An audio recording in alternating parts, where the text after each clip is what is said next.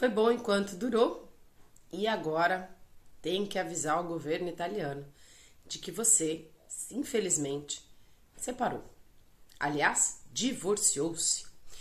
E aí, hoje a gente vai falar então como é a transcrição do divórcio. Vem comigo. Oi, pessoal, aqui é a Cami Escrivano e hoje a gente vai falar de um assunto chatinho, mas é um assunto que também faz parte das nossas vidas, né? Eu conheço vários casais que são casados, conheço vários casais que se separaram, se divorciaram, eu inclusa. E a gente não conhece ninguém que tenha casado para se separar, mas isso às vezes acontece. E aí, o que fazer, né, nesse caso? E hoje a gente vai falar especificamente da transcrição de divórcio e tem dois cenários. Cenário número 1, aquele em que você já tinha declarado o matrimônio para a Itália, né? Já tinha feito a transcrição do matrimônio, do casamento. E aquele que você nunca fez nem a transcrição do matrimônio. E por que você deveria fazer sim ou não, tá bom?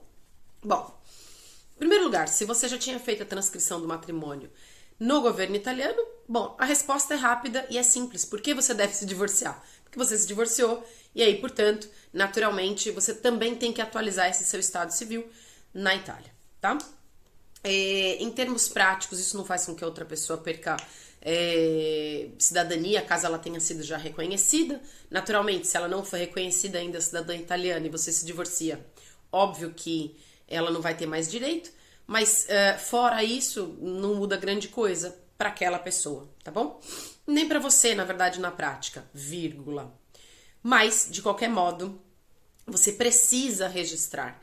Por quê? Porque mais cedo ou mais tarde, se você decide ter um outro relacionamento, é importante que você esteja com o estado civil correto para que você possa seguir sua vida, inclusive em termos de documentação. Principalmente quando a gente vai falar de casos de mulheres que mudaram o nome. Por quê? Porque se as mulheres, quando casam, e isso no Brasil é bem comum, né? Casa, muda nome, etc e tal.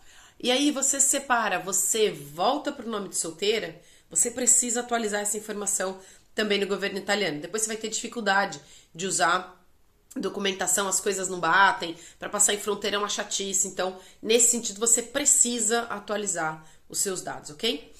Se você não... Bom, sobre outro caso, né? Se você ainda não transcreveu o matrimônio, eu conto a minha história no final e te digo por que isso é importante. Mas vamos lá. Transcrição de divórcio. Assim como a transcrição de matrimônio, a transcrição do divórcio, ela exige que você apresente uma certidão de inteiro teor do casamento com a verbação de divórcio no Brasil, tá bom? Isso é fácil, você vai no cartório que você registrou lá o divórcio e traz essa certidão de inteiro teor e faz ela, depois, lógico, traduz, faz a tradução juramentada, faz apostilamento e declara ou no consulado ou entrega no próprio comune na Itália, caso você esteja morando na Itália, lembrando sempre que os documentos eles valem por 6 meses, ok? Só que cuidado, porque não é tão simples assim. Por que não é tão simples? Por uma razão. Se você se separou e se divorciou no cartório, maravilha, beleza? Só a certidão de inteiro teor resolve sua vida, tá? Por quê? Porque foi feito tudo no cartório, então é tudo registrado ali, não passou por um processo jurídico. Portanto, você também não tem que apresentar nada. Quando você passa por um processo jurídico, a coisa enrola um pouquinho. Por quê? Porque a Itália entende, mesmo com a certidão de inteiro teor, a verbação de casamento, a verbação de separação, de divórcio, blá, blá, blá, blá. Se ali está escrito que você passou pelo tribunal, pelo juiz, você precisa apresentar a decisão do juiz. Parece que não faz sentido nenhum, pra mim não faz também, de verdade, mas é uma regra e ponto, acabou, né? É uma regra e a gente não vai mudar essa regra, então funciona assim, ok? Tô falando que pra mim não faz sentido porque eu não sou advogada, de repente em termos jurídicos isso tem algum sentido maior que eu não alcanço, não tem problema nenhum também. O importante é que essa é a regra e isso tem que ser seguido, ok? Dito isso, o que eu tenho que fazer então, né? Se eu, de novo, me separei, me divorciei, isso foi feito tudo no cartório sem passar pelo tribunal, certidão de inteiro teor de casamento com averbação de divórcio, tradução juramentada, apostilamento, fim de papo, apresenta para o seu consulado e acabou. Normalmente, tá uma outra coisa importante, no site do consulado te dá a orientação de como proceder, tá bom? Normalmente você tem que mandar para um endereço X ou fazer agendamento, né, de uma marcação, um dia para ir lá apresentar os documentos, ou você, dependendo do consulado, já pode mandar por correio. O seu consulado vai te dizer como proceder. Tem casos que você pode, inclusive, mandar por e-mail as perguntas e tal, então depende do seu consulado, ok? Se for na Itália, naturalmente você vai se apresentar no Comune, você vai fazer um agendamento, vai se apresentar no Comune no Stato Civile e vai levar esse documento lá, obviamente junto com o seu documento de identidade italiano, e aí pede essa transcrição, beleza? Bom, resolvido. Se você é inscrito no AIRE, não adianta você ir direto na Itália, você precisa realmente passar pelo consulado, tá bom? Isso é uma outra coisa importante. Bom, voltando no caso aqui. Vou contar a minha história e aí vou abordar todo o resto dos cenários. Eu, de novo, né? Fui casada em 2000, me separei em 2009, me divorciei em 2010. O que aconteceu foi que a minha cidadania italiana foi reconhecida em 2016, 17. E aí, o grande lance é o seguinte, eu pensei, cara, sinceramente não vou atrás desse negócio. Por quê? Porque foi antes, né, de eu ser reconhecida, esquece isso, foi uma outra vida. Sim e não, porque de novo, se eu nasci italiana e eu sou reconhecida por sangue, então tudo aquilo que aconteceu na minha vida antes do reconhecimento tem que ser considerado porque eu nasci italiana, então eu preciso dar essa informação também para o governo italiano. Feito isso, ok, maravilha, fui atrás dessa informação. E aí tem duas coisas que podem acontecer. No meu caso, né, eu não tinha transcrito o matrimônio, menos ainda o divórcio. E quando eu cheguei para fazer isso, né, só com a certidão de inteiro teor no Comune, na época eu morava na Itália, a mulher falou, eu não vou pegar esse seu documento.